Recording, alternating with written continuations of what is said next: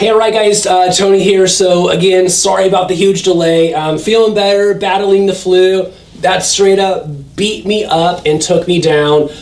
In the meantime, I've been talking to hundreds of you guys, and I'm literally on call after call after call. I'm doing my best to just give you my all and serve you to my whole entire core, my whole entire being. And one of the common questions is, hey Tony, how do you structure deals? So we're going to be going over that in the boot camp as well. There's literally over 100 different ways to structure deals, and we're going to be getting into that. So the key is it's three components. What we're going to get into in this video, though, this is supposed to be a pig. So I'm obviously terrible at that. But one of the components is, and my wife is the one that first told me this, is pigs get fat and hogs get slaughtered. So you think about it.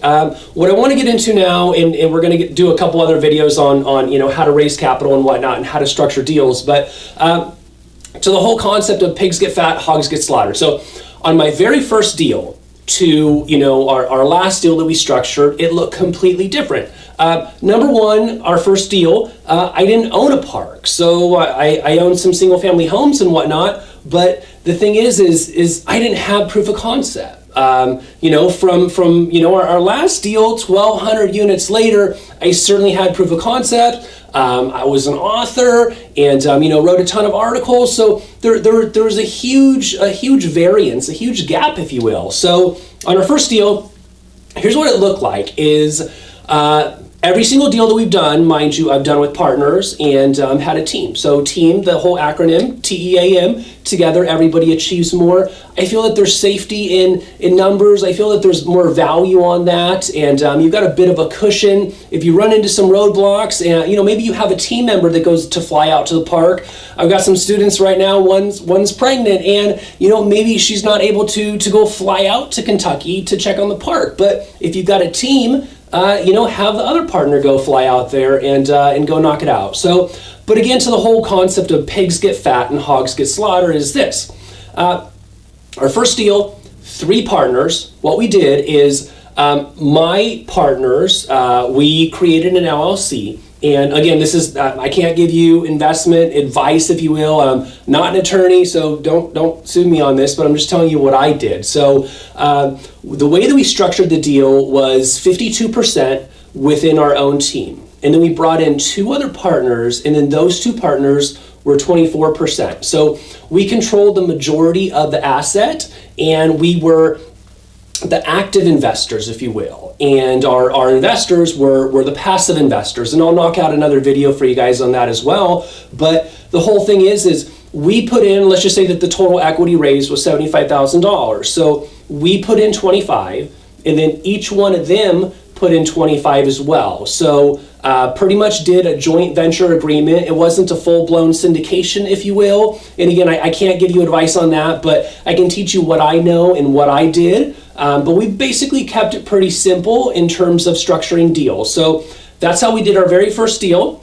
And then the last deal that we structured, what we did is, so obviously now we've got proof of concept. You've got over 1,000 units under your belt, and you know what you're doing. You know how to get in there, double the value of the park, increase the NOI, and increase the revenue, lower the expenses. So again, you've got proof of concept. So back to the whole thing is pigs get fat and hogs get slaughtered. Again, you don't want to take too much, but through proving ourselves, what we did is we would have, let's just say, one investor for an example, and you want to lead with that investor's needs, meaning what are they looking for? How can you serve them? How can you add value to them? And what's their gauge? And what I mean their gauge is, are they an aggressive investor?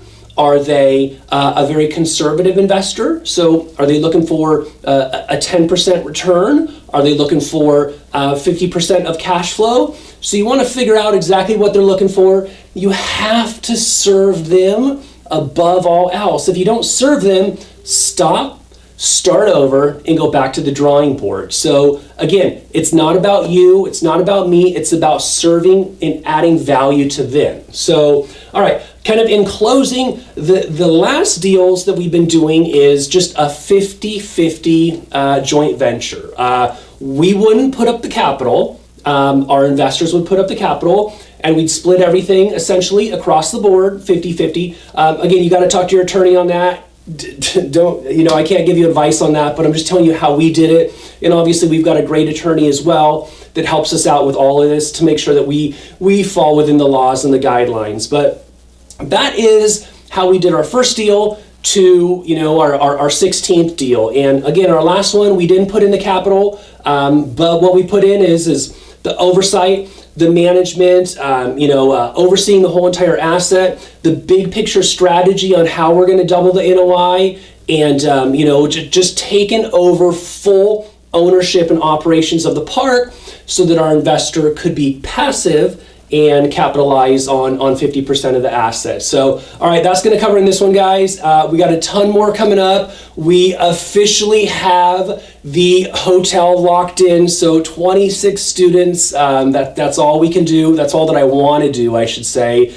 And I want to be able to serve you. So you can sign up down below, and I look forward to serving you.